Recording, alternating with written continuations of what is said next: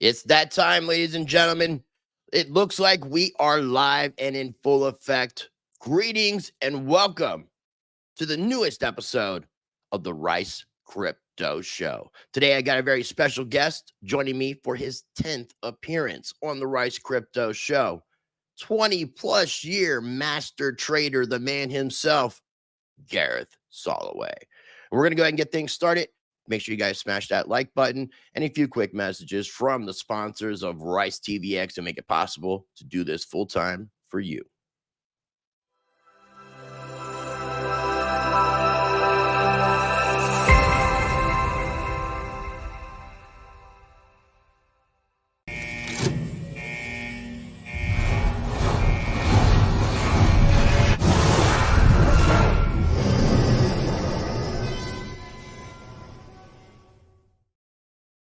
All right, you can always find information in every video description for both Monarch and Presearch. Monarch is a decentralized cryptocurrency wallet, and Presearch is a decentralized search engine. So without further ado, ladies and gentlemen, thank you so much for tuning in for today's show. I've got a great show for you today, and I'm going to go ahead and waste no more time and bring in our guest. Joining me for number 10, Mr. Gareth Soloway. What is going on, my friend? Hey, buddy, not a whole lot. Just watching this market be crazy. How about you? How are you? Well, I took a little break over the summer, kind of slowed down. I was paying attention to some of the things that were happening. I mean, there's so much going on. It's like a perfect storm that's been brewing all year. The last time I had you on was May 2nd, so it's been about 5 months. And yeah, how have you been, man?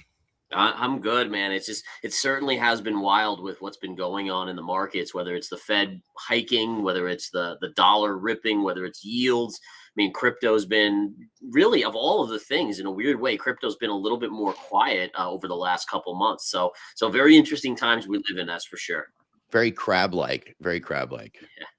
So also want to give a little shout out to both of our Sean McGays. I'm doing this in honor of Mr. Gareth Soloway. So we're rocking the double Japanese knots. That's how we're rolling today. And I appreciate everybody for taking the time to tune in. I got a playlist down below that you guys can check out with all of Gareth's previous appearances. That's linked down below. Again, this is his 10th time on the show. I'm going to have links for his Twitter/X account so you guys can follow him on a daily and keep up with what he's got going on, as well as his YouTube channel. And then at the end of the video, we're going to be talking about in the money stocks and verified investing crypto. I guess we're going to go ahead and get into some charts. Gareth, man, I am the one thing that I'm really kind of curious about, because I was in Vegas last week for Silver Symposium and NFT XLV, and I kind of tap out of the interwebs when I'm in real life with people. And it looked like the DXY was going up, and we were also seeing Bitcoin going up, which normally what's been happening recently is we're seeing the inverse. When the DXY goes up, Bitcoin goes down, and vice versa.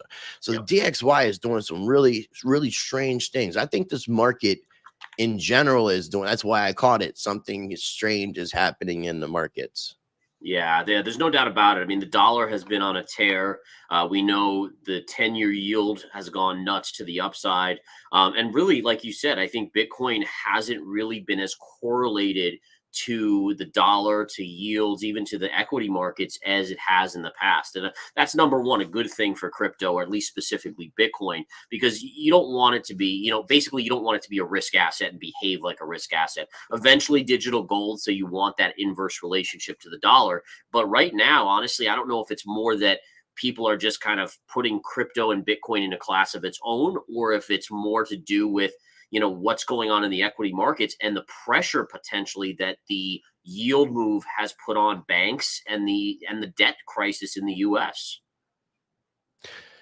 And speaking of bank crises, I mean, I think that because I've described this kind of situation, the way I put it, as like when a rock hits your windshield as you're driving down the highway, it chips your windshield and you get a little crack.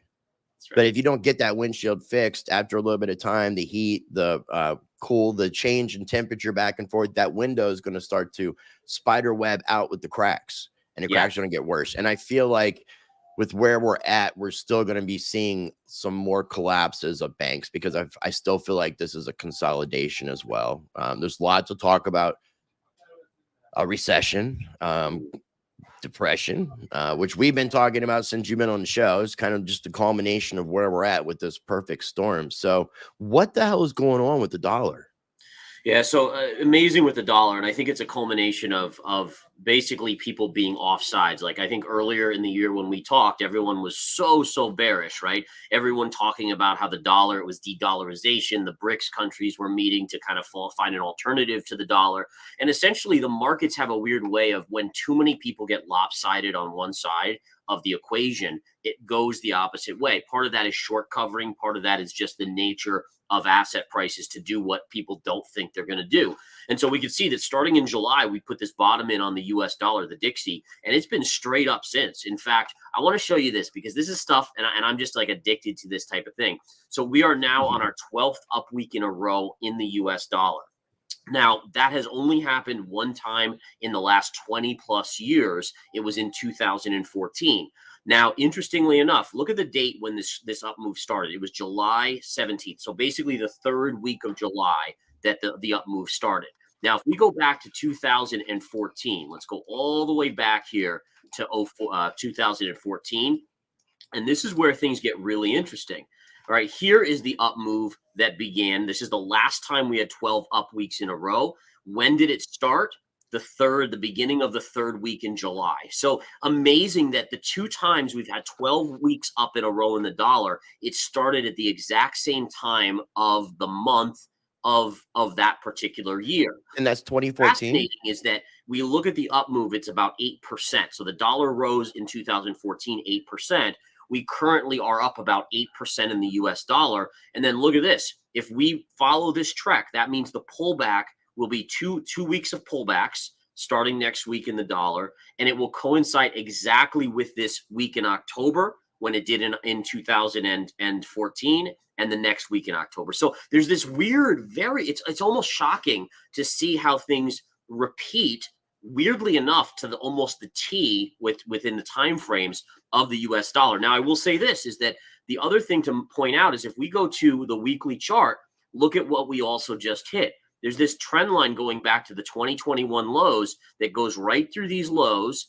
We got it here and we broke and then we hit it here and now we're about to hit it right here. In fact, we did hit it. So it does imply based on that trend line that we should get a pullback next week and the week after in the US dollar. But I mean, it is amazing. I would say that the dollar strength is probably also to do with the fact that China's a mess. A lot of the rest of the world is a mess. And so there is still a flight to safety as much as we think longer term. And I know you're in the same camp as me that eventually the dollar will not be the reserve currency of the world.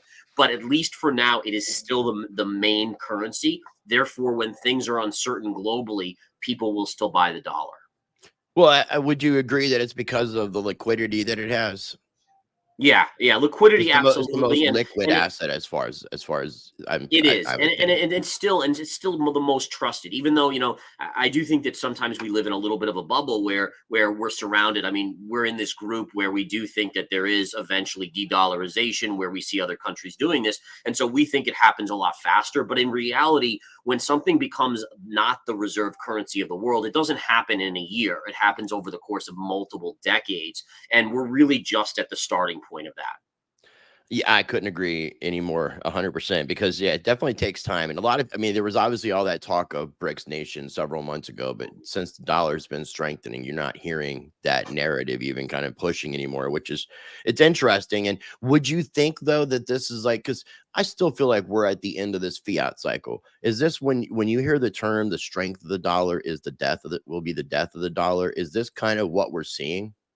Yeah, I think so too. And I think it's more just it's partially the strength of the dollar and partially the fact that countries are becoming more aware of the power that whoever has the reserve currency, the power that that country has.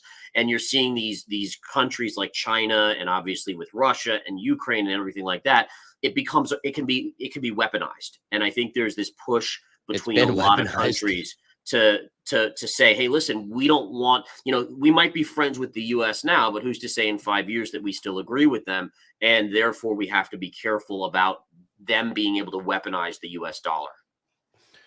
Well, I mean, they've been weaponizing the dollar. I mean, Yeah, that's like what we've seen of with the course. Russia, Ukraine, the sanctions, and all that. Because it's actually kind of strengthened the Russian ruble, oddly enough. I mean, as far as that's concerned, I'm not sure how it's performing. Normally, when you're seeing the DXY going up, you're going to see the other fiat currencies going down because it's kind of a correlation with that. So, another thing that's kind of worried me that I've been looking at and paying attention to is the bond markets. Mhm. Something specifically, I was looking at the US 10-year, US 2-year, the monthly chart. That thing is looking pretty beat down. Yeah.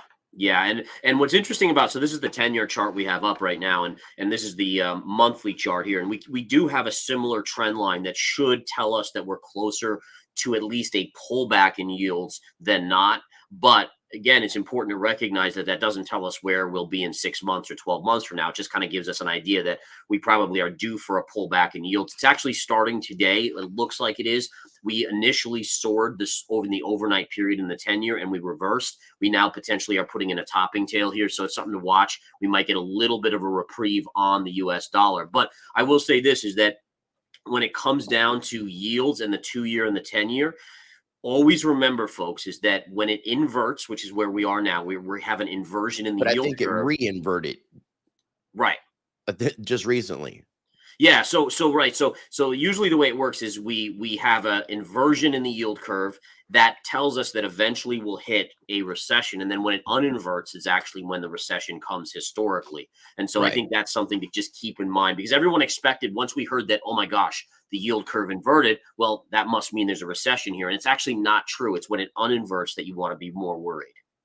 And the reason I bring it up is because it is looking at that chart, and I'm not a chart person, but the 10-year US 02-year monthly chart was showing, like, basically I think we're at an all-time low, not all-time low, but for quite some time, Mhm. hitting the low point of where we are, which when we're seeing that reinversion, which does point to the recession kind of starting, it's not as good when we're seeing things lower, Yeah. is the way that I'm understanding it. It's going to make it takes away the idea, and this is the kind of thing I'm trying to get at. It takes away the idea of a soft landing.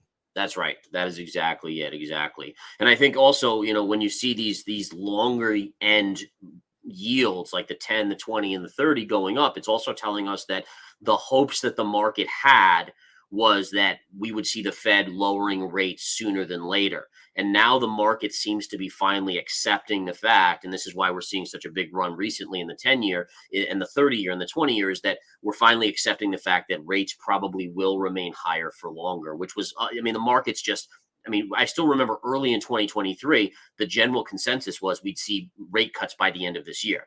And now, Yeah. obviously, that's not going to, now it's actually second half of next year before that's priced in. Yeah, and I have, obviously I think that inflation is going to come creeping back, and people are going to be really kind of hit with a just be very surprised at what's about to come around the corner, because it's, to me, it's just right around the corner, and that's why I was saying it's perfect storm, because we have, I mean, we're just talking about the economic climate. We're not even getting into all the other stuff that's going on Mhm. around the world that could cause so many different issues. But um, how are you thinking about Bitcoin in general? Like, I know that we have the spot ETF coming, we have the halving coming. We've seen Congress kind of jump on Gary Gensler about pushing through this Bitcoin ETF, the spot ETF. And then this is something else that I had some interviews that I've been checking out. I did an interview with the guy named British Huddle, and I've been talking to some other people privately and having some conversations about the spot ETF. And what's really interesting about this thing, and I think the reason why Congress is really pushing for it, is because the banks, they can be a custodial of Bitcoin, but it's not exactly super easy and user friendly. So the banks want to be able to do that with the ETF itself, which is being backed one for one by the Bitcoin. So then Right. they can take that ETF and financialize Bitcoin. They can do lending. They can do collateralized lending with it. They can. It would actually allow for a huge credit expansion Right. that could come in and save a lot of these banks that have been having problems because of the treasury bonds, because of the interest rates. Hmm. So it's kind of interesting that Bitcoin with the ETF could essentially come in and save some of these banks. I'd love to get your thoughts on like where you think it's headed and what you think the ETF's effect is going to be. Yeah, so I mean, the first thing that's interesting is that it now looks more and more likely we won't get a spot ETF till next year. I know recently the SEC kind of pushed off the ones that were due in October as well. So that's one thing, but I do eventually think that there will be one approved. At least one. My guess is multiple. They won't want to. The SEC won't want to make it look like they're favoring BlackRock or anyone else. So they'll probably approve two or three together around one time. And then once that happens, you're right. It opens a whole new ball game. And just from my perspective as an investor with decent amounts of money, I'm debating. All right, do I want to just buy the ETF for Bitcoin if it was spot, or do I want to buy Bitcoin itself? And the negatives to buying Bitcoin itself is that right now, without regulation, I don't see that there's the protections that a stock account where I buy Bitcoin, a Bitcoin ETF would have, right? So the idea being is that at least an FDIC insured stock trading account, if it got hacked or whatever, I get my money back. But we know that in the crypto world, if something happens, you lose that. And so there, I think it opens a whole new door for other investors to come out of the woodwork once you get that ETF that's based on spot. Just like I'm even hypothesizing for myself that sure, I'm going to still hold some spot coins, but also the ETF opens it up for me to invest more money comfortably. Right, because you have that normal protection that you would have underneath of the regulatory climate, Right. and because it's a spot, it's supposed to be backed one for one.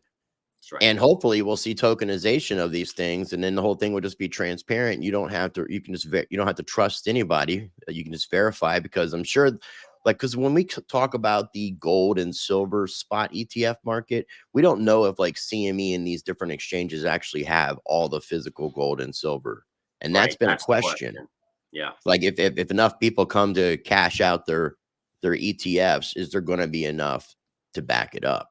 Yeah. And I would like to think with Bitcoin, because we're dealing with blockchain, that we're going to be able to have that transparency. But that's going to be something interesting to pay attention to. And the way that you're talking about having that um, the ease of mind with the ETF, basically not having to be your own bank, not have to worry about being hacked, all these different things. Yeah. I I mean, get what you're saying. It just as an take it. investor, I mean, that's a big thing, right? I mean, it's It like just takes I don't away like all the going to things. sleep at night worried about that stuff. I shouldn't have to be worried about that stuff. And so eventually I think hopefully the regulation within crypto eventually encompasses it where even the exchanges somehow get some FDIC insurance once that regulation comes through. But for now it's not, and that is a concern. Agreed. And I like your perspective on it. I appreciate you sharing that. As far as Bitcoin, as far as we're looking like maybe through the halving, because which we're seeing the halving roughly, I guess, 6 months or so away from now. There's about 2 months left in a year, 3 months left. And so 4 months, about 6.5, 7 months away, we're looking at for the halving.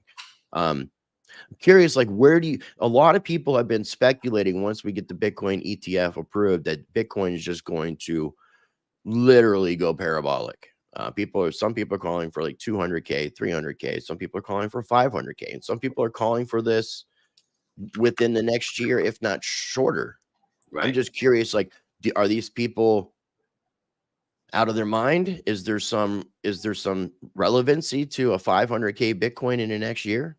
I don't think so. I think it's going to take a little longer than that. I mean, it's still an asset. It's still a risk asset. And I would just draw people's attention to what you saw with Ripple when the judge's decision initially came through, right? I mean, it was a meteoric run, which in one day basically doubled the price. I could honestly see something like that in Bitcoin. Maybe not as much because Bitcoin is a little bit more traded by more people. So it's a little bit more liquid in that respect.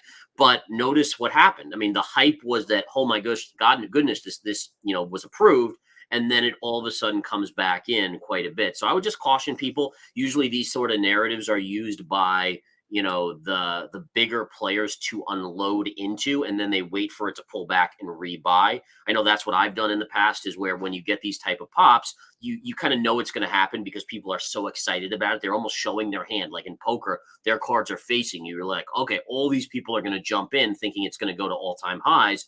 Let me sell into it when it's up near all-time highs, and then just wait to buy it back, and I can save that spread on the investment. So my guess is I think it's obviously a hugely beneficial thing for Bitcoin to get this approval, but I would be reluctant to say all of a sudden, hey, it's 500K Bitcoin. I even think the halving, one of the things I continue to hear about the halving is that everyone says, hey, listen, Bitcoin is, the halving will make you guaranteed money, right? Guaranteed.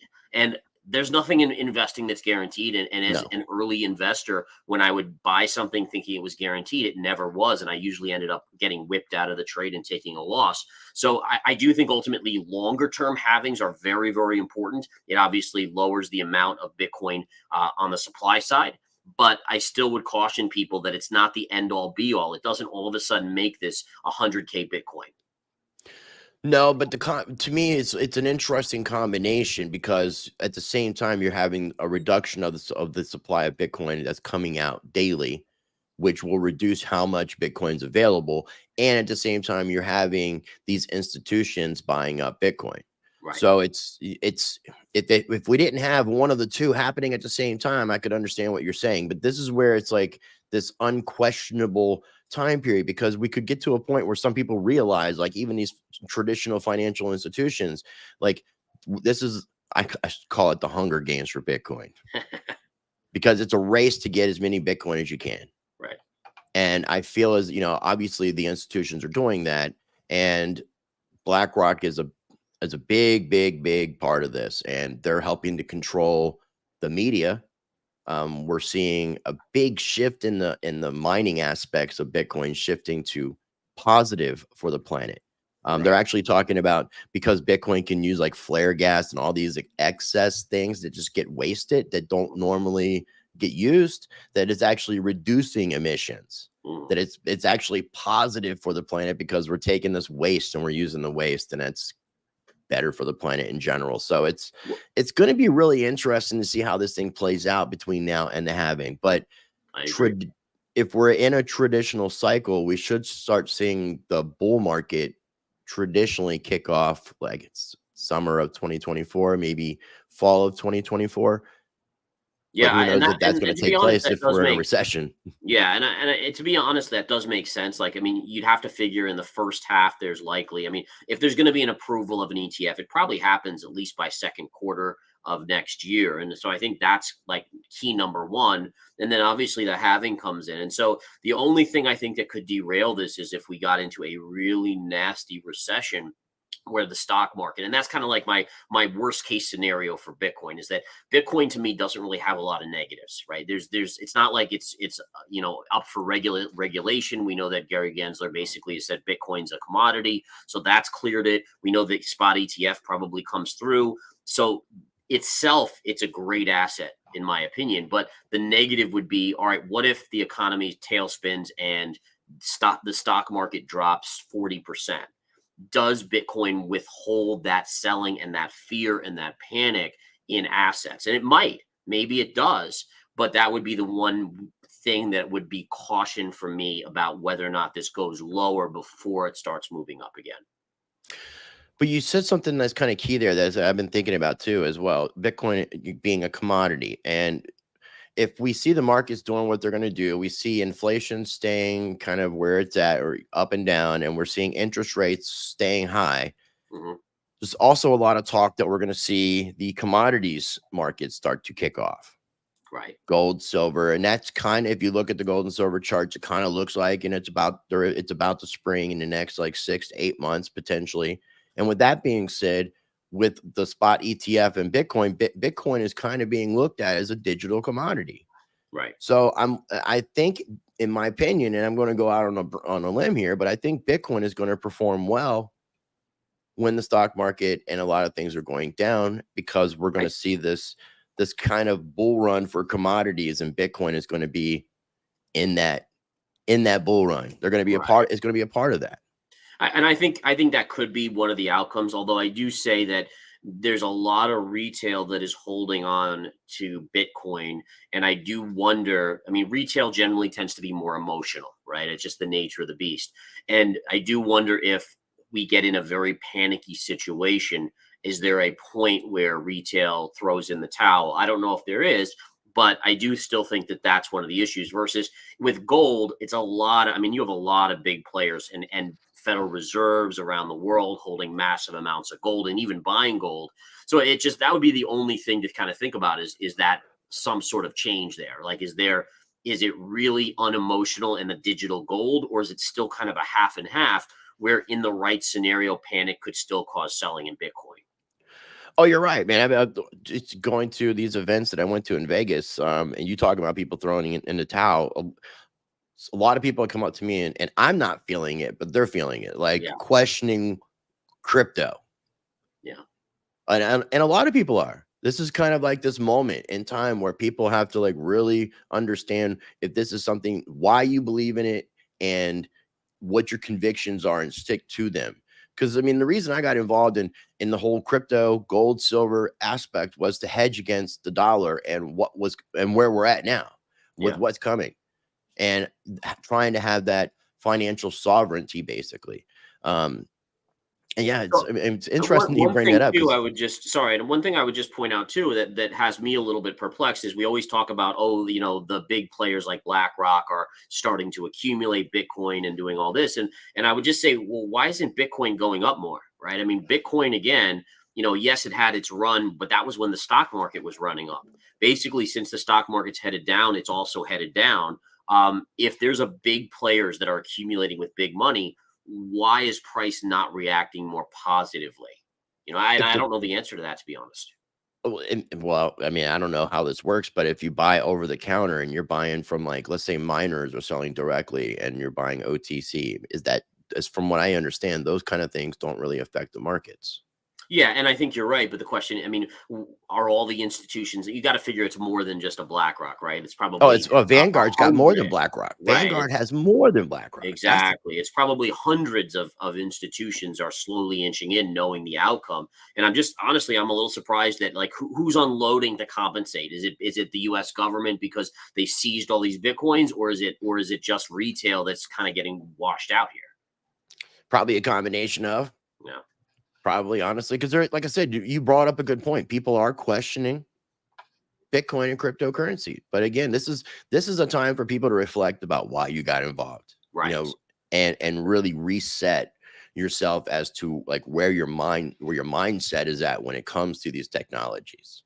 And I also think that, thinking about that thesis, right? What's the thesis for why Bitcoin survives? And whether I'm a bull or a bear in the short term, I'm a huge bull in the long term because everything that we see from our government, right? $33.5 trillion in debt payments based on the interest rates now skyrocketing, US household debt at unprecedented levels, credit card debt at all-time highs, right? I mean, all of these things eventually you got to pay off the debt. And the only way you can do that is really by going back to the printing presses, which again is why something with a stated run of 21 million is so attractive if it's proclaimed as that kind of digital gold, if you will. So I think that's the thesis. And until we see our government actually be responsible and get the debt down, that thesis is 100% dead on. And I don't really expect our government to fix itself, frankly. I don't either. And scarcity is coming up a lot. A lot of people are talking about, real estate. You see a special house that's scarce, but something like Bitcoin is the scarcest thing that we have ever had. Mhm. Because we don't know how much gold and silver is under the ground, truly, in under the oceans, and in the outside space. If we're not living on a flat Earth, who the hell Right. knows? Right. So I Well, and I mean, think it's that's the and I've kicker is heard that. like I'm hugely bullish on gold in the next 30 years. Where I think again, I don't think it's going to outperform Bitcoin. Let's be fair, but I think you could make a 10x maybe on gold or something like that, while Bitcoin can do 100x. But I will say this: at some point when we go and start mining asteroids, there's going to be a plethora of gold out there. I would imagine, and I don't think there's going to be a plethora of satoshis that they're going to be Right? mining on the asteroids, unless Satoshi did some weird shit that we Wouldn't don't that know be about. surprising? That'd be pretty interesting. That'd be pretty interesting. So, talking about commodities, do you mind looking at gold and silver? Sure, absolutely. Absolutely. Now, gold has been in a really a shockingly negative move here. It seems like it was kind of the hopes and the dreams were for a breakout here above this trend line, and it just, once it failed, it cascaded down. Part of that obviously is the US dollar being so strong. Part of that is yields going up so sharply. But the one thing I will say is, we now have gold into a very, very pivotal point. Down sloping trend line that's parallel to this upper trend line and this base point right here. So to me, I'm looking at gold and saying, okay, this is a really important level right around 1800, 1810 for it to hold. Now, the one thing I will say about gold, that's the short-term view, meaning that very short-term, you want it to hold here so it can kind of reattack that 1920, 1915 level. If we go to our weekly chart, there's still a very bullish chart on this. And what I mean by that is you had the big move up from 2018 to 2020, and then this is all consolidation. In fact, we even could be making an inverse head and shoulder pattern here, which is a bullish breakout pattern. Now you're in the process of forming that right shoulder here, but eventually, usually these patterns lead to a big breakout to the upside. So I remain bullish on gold here, even after this kind of nasty sell-off recently. But on the positive side, if you look at Bitcoin, Bitcoin didn't have the same nasty sell-off. So again, there's this some sort of mix of digital gold / something else that's keeping Bitcoin holding a little bit better. Which is interesting because that's normally how gold would be. Right. That's right. Gold is normally a lot more stable, more crab-like, and not as volatile. So yeah, it's kind of interesting to see that kind of like disconnect. It's like that's where I feel like we're living in a bizarro world. That's where I said something as strange is happening in the markets, man. It's just like nothing is what we would have talked about 5 months ago on the show doesn't seem to match up because we're just seeming to get off kilter on things, and it makes sense because of the climate, because we're in such unknown territory. I mean, everybody's been questioning what the Federal Reserve is going to do. Like you said, people thought they were going to cut interest rates. A lot of people really thinking the money printer is going to be turned back on this year. Right. And if the Fed turns back on the money printers, it's really just going to undo everything that they've been doing to try to fight inflation because of what they've been doing with the money printing. So it's this damn it they do, damn it they don't situation, which is where all signs are pointing to me to like a recession, and it could be worse because the numbers look worse than the Great Depression. Yeah.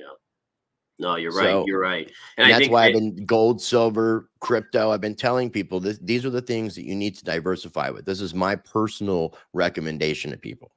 Yeah, I agree. And if we look at the silver chart, the silver chart has had a big drop as well. But interestingly enough, the silver chart, at least for now, is into this lower band. If you go back to the lows from COVID and you connect it right through here, look at where we are right now. So we are at support on silver. We'll see if it holds. But again, overall, to me, this is a bullish longer term chart on silver. You can see the big move up and then all this sideways digestion of price. You just do want it to hold this 20.5 level. That would be the key on silver. This is a weekly chart?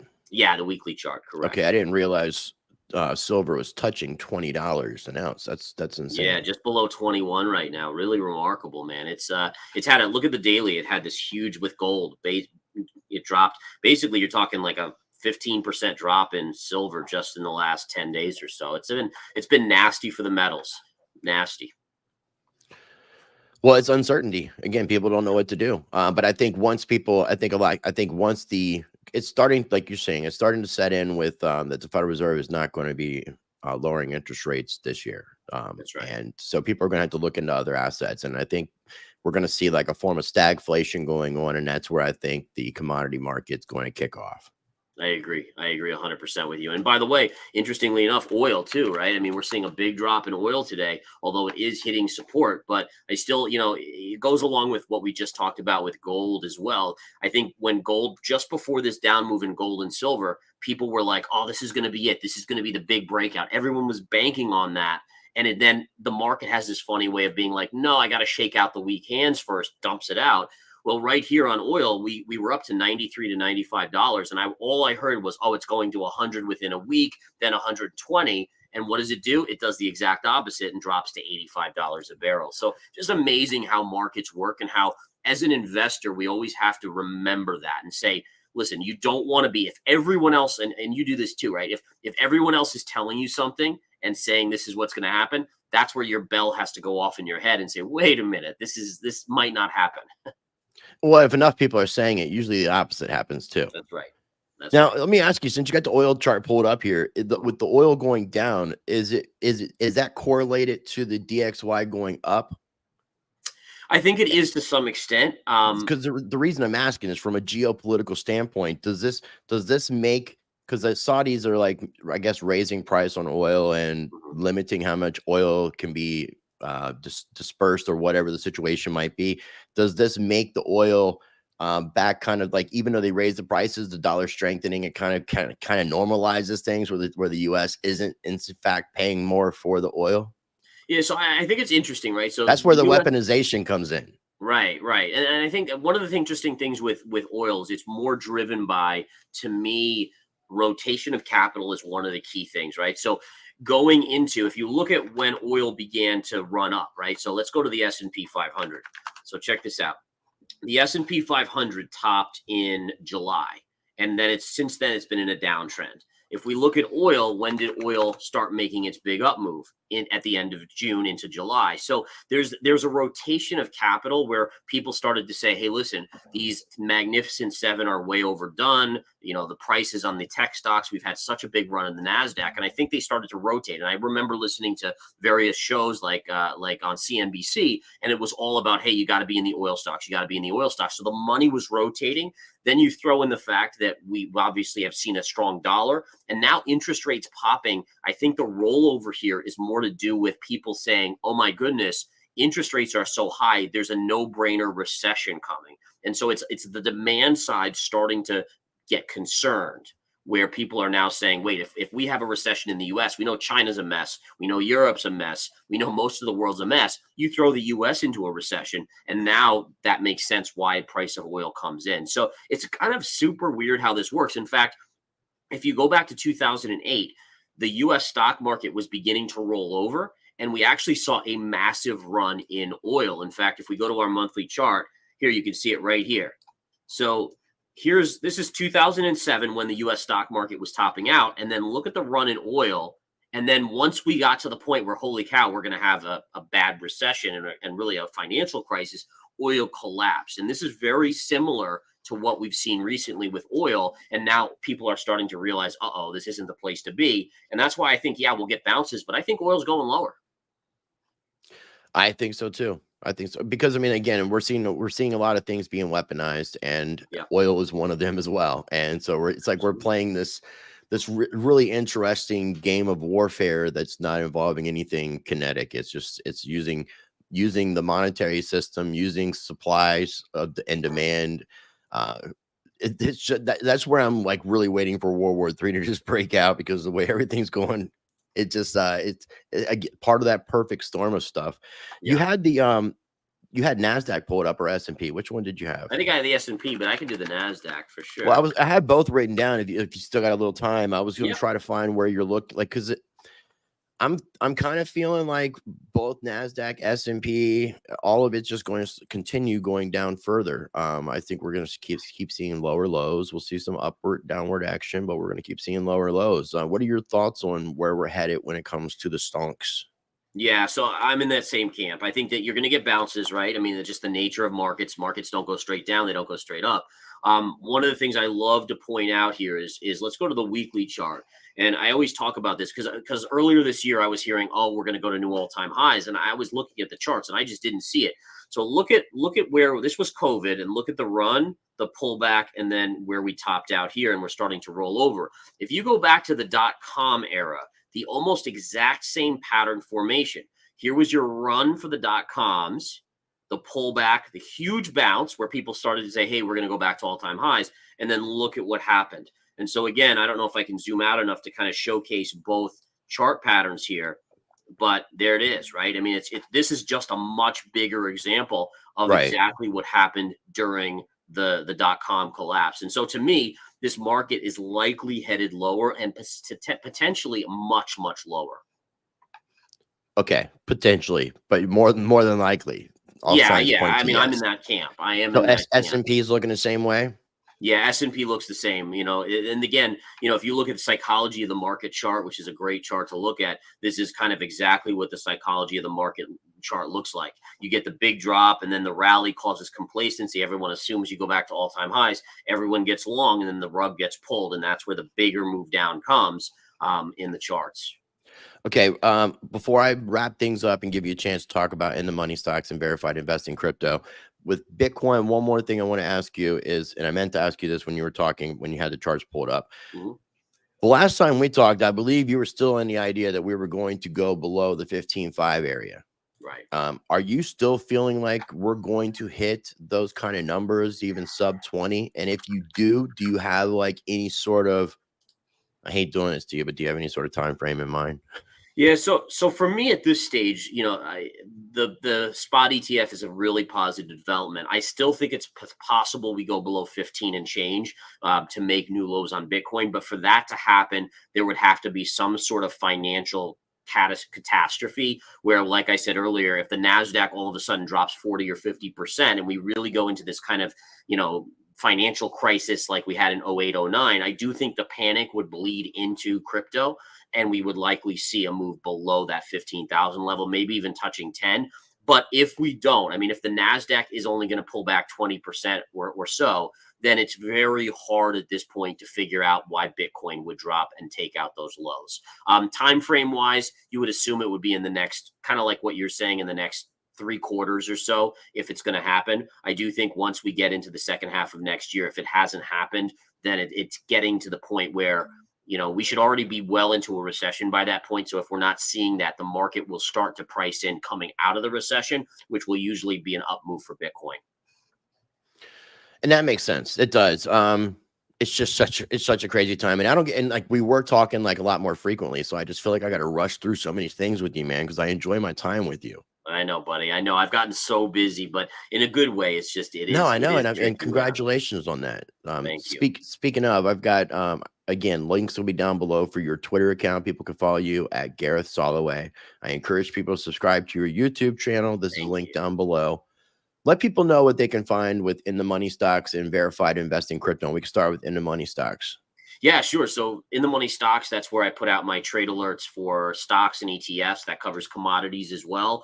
Already put some new alerts out today. So it's basically a service where you get daily videos and trade setups. And then at Verified Investing, like you mentioned, we have Verified Investing Crypto, which is where I put out my crypto trade signals and do daily videos as well. So it's really it's about trying to help people learn how to invest properly, to not be the ones chasing things and buying at the right levels, understanding what the thesis is for why a stock or a crypto should bounce here. And then I divulge that all in the daily videos, kind of walking people through. Sweet, man. Well, I do appreciate it. So again, people checking out, you want to follow you with the crypto investment side. Verified Investing Crypto is the way to go for verifiedinvesting.com. And then also, if you guys want to go with the TradFi system with the stonks and all that good stuff, check out the inthemoneystocks.com. And these are both linked down below in the video description. Gareth, you got any final thoughts? Anything you want to add before we wrap things up, my friend? I would just say, everyone just kind of keep your eyes open. I think it's important to just recognize, what's going on. Everything is so intertwined at this point. Yields are affecting things. The dollar's affecting the U.S. debt, the government potential shutdown. I mean, this is all going to play into it. So I think there's no day and age that we've had in the history where we all as citizens need to be more aware of all the nuances going on in the world right now. So true. Also, another thing, sorry to keep doing this to you. When the government shutdown is happening, I don't know what the effect of if the SEC is shut down, because there's been speculation that there are supposed to be some of the ETFs coming up in October this month for the approval. And if the SEC is I don't know what part of the government's closed down or if the SEC is there, but some people were speculating that these things could just slide through because there's no one there to say no.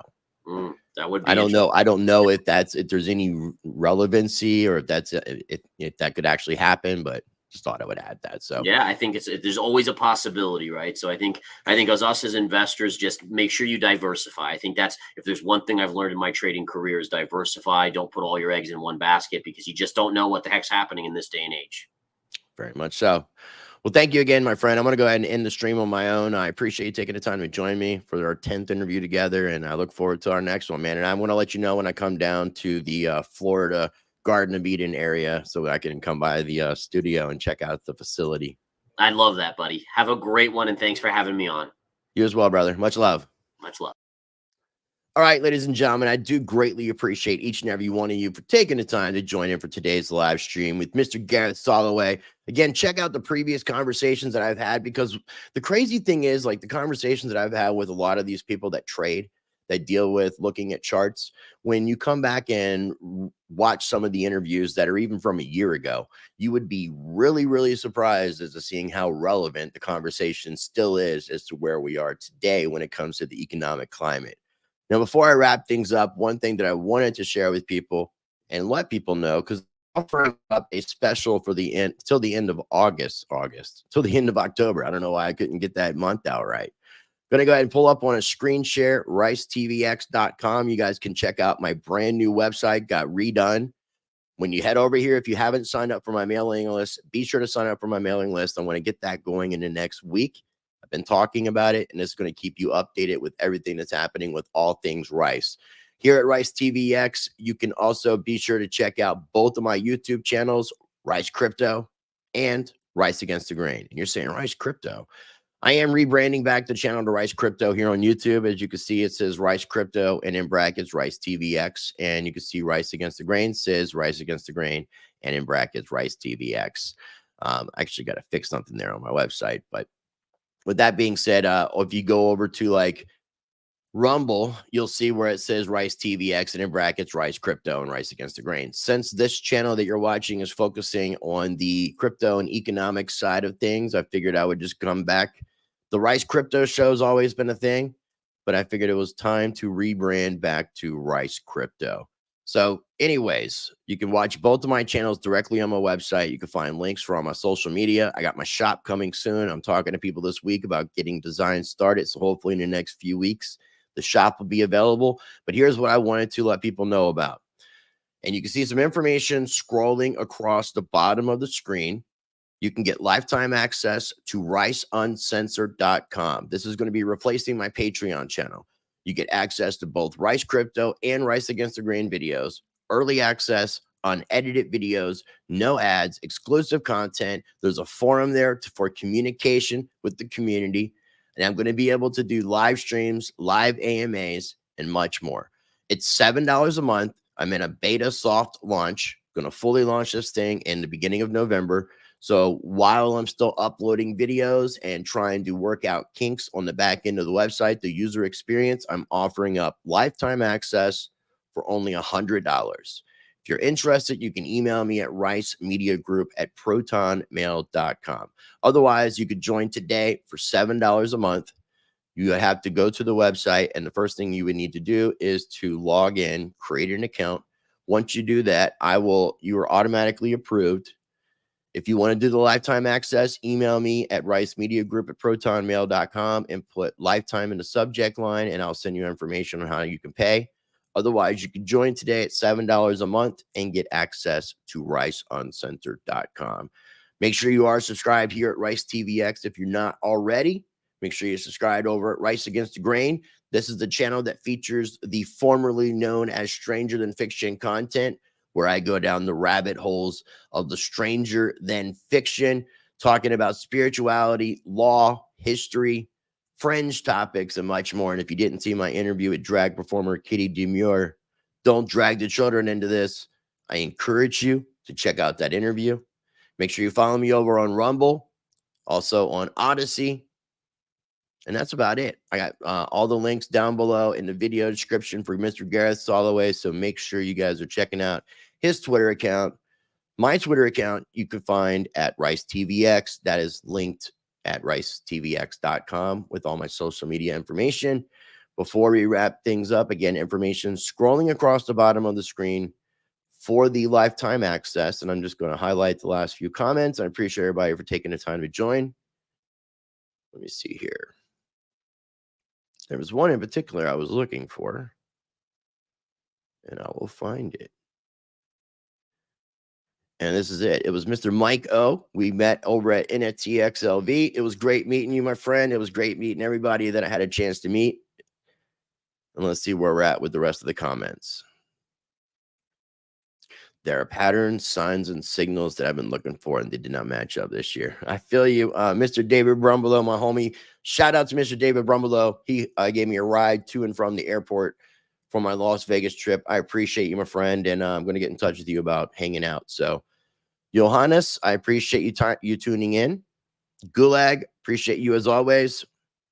Willow, thank you for joining. It's been a minute. Great seeing you. It's always a pleasure.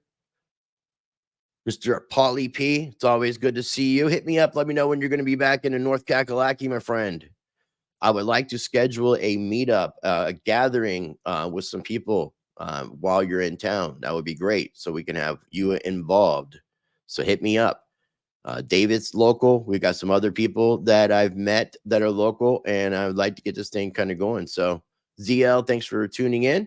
Again, if you guys have not taken opportunity to smash that like button, take an opportunity to give this video a thumbs up. It's supposed to help with the algorithm. The channel is extremely shadow banned, but I've made myself uncensorable with riceuncensored.com, which you can find at ricetvx.com. And you can find all that at ricecrypto.com, riceagainstthegrain.com, because that's how I roll. I got it all covered. Got all the bases covered. Make sure you subscribe, smash that like button. I greatly appreciate. I've got to get in touch with Ben Armstrong. I think I'm going to be interviewing him tomorrow live. He's going to be doing an interview with Altcoin Daily Friday. He just messaged me this morning, told me he's interviewing with Altcoin Daily Friday, that he could interview with me tomorrow. As a matter of fact, I'll just read what he said. Also, I guess I should try to pull up, if I can, real quick. Here in about a half hour or less, we are supposed to have a FEMA FCC emergency broadcast taking place at 2:20 p.m. Eastern time today. Let me go ahead and copy this over real quick and put this in the live chat. Don't know what this is going to come. Don't know anything that's going to come out of this, but do want to let people know. 2:20 today, you're going to get a notification on your phone, on your TV, maybe even your computer. I don't know. I'm going to be out running errands. I've got to go to the post office. I've got to mail out some stuff right after this live stream. I'm not taking my phone with me because I don't want to be near anything that could be potentially leaking out some radiation or some sort of 5G signal or some kind of weird thing that's going to do something to me. I don't know. I'd just rather take precautions. So I'm just going to go without my phone. But this is happening in less than a half hour, 2:20 p.m. So 27 minutes. 27 minutes from now, the FEMA releases of what is this? I think I pulled up the wrong article. This is a video about it. But where was the article that I had seen? Maybe this is it. Yeah, this is it. So I'll copy and paste this and put this in the live chat as well. But the FEMA FCC planned nationwide emergency alert today, October 4th at 2:20 p.m. David said, I'll pull up the comment. David Rumbelow said a lot of people I know have their phones turned off until after 4 p.m. today. Definitely smash that like button. It'd be greatly appreciated. Let me get my prop out. Yeah, I was walking down the street and this was laying on the sidewalk. This really cool, nifty little arrow. Smash that like button.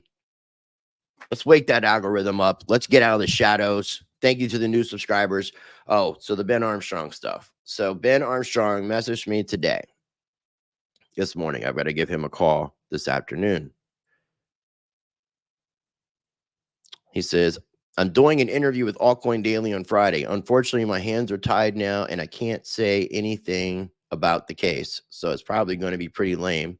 If you want to do one tomorrow, I can do it, but I can't be forthcoming. My lawyers have put the clamp down on me because we have something. So the lawyers have put the clamp down. So I'm going to be talking to Ben Armstrong about scheduling that interview for tomorrow, potentially live at 2:00 p.m. Eastern time. I will update everybody. I will schedule it as soon as possible so you guys will know. I will do my best to do an interview that's going to provide some information. But again, with Ben saying that he's limited to what he can and can't say, I'm going to talk with him and find out, try to find out a little bit more about what that means. And also, depending on what comes out of that conversation, I'm going to advise him to talk to his attorneys and find out specifically what he can and cannot say, because I do have questions. So that's going to be interesting. Stay up to date. Stay tuned for that FEMA FCC nationwide emergency alert taking place today, 2:20 p.m., 24 minutes from now.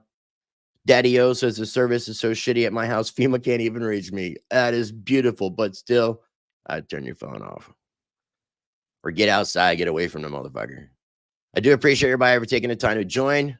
Stay tuned for that Ben Armstrong interview. I will be going live, I believe, this Saturday at 1:00 p.m. Eastern time with Crypto Blood.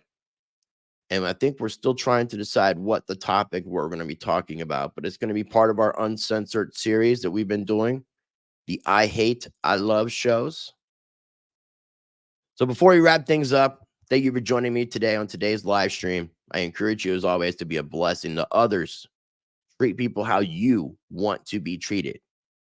Be the glitch that you want to see in this matrix. Be the change that you want to see in the world. And until next time, because there will be a next time, practice change.